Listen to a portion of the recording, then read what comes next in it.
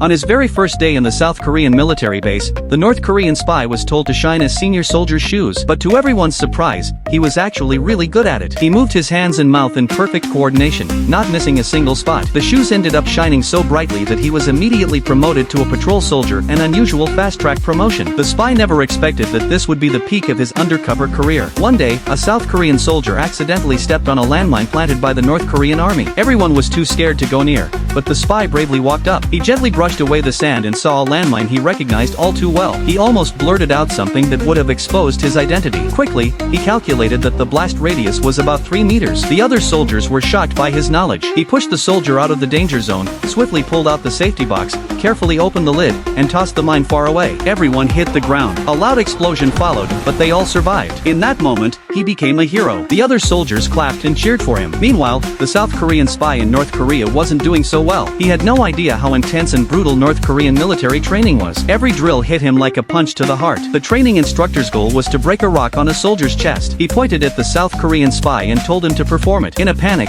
the spy tried to distract everyone by reciting a New Year's speech from the Supreme Leader. It got a few laughs, but he still ended up lying down for the stone-breaking stunt. Luckily, just as he was about to cough up blood, an officer who knew his true identity showed up and rescued him. He was quietly transferred to a less dangerous job in the logistics department, which just so happened to match his background in postnatal care for mother pigs. The farm manager complained that the ducks weren't laying eggs, which was holding back the farm's growth. The spy smiled. That was his specialty. He began remodeling the duck pens and gave each pair of chickens and ducks their own private space. At night, the chickens, ducks, pigs, and rabbits swayed gently to electronic dance music. The next morning, the manager was shocked. There were eggs everywhere. The ducks had finally started laying again. The spy had saved North Korea's struggling farming operation. The North Korean leaders were amazed. They had never seen so many duck eggs before. Because of this, the South Korean spy was suddenly recommended to attend the top leadership academy. So now the question is, will either of these two spies ever make it back to their own country?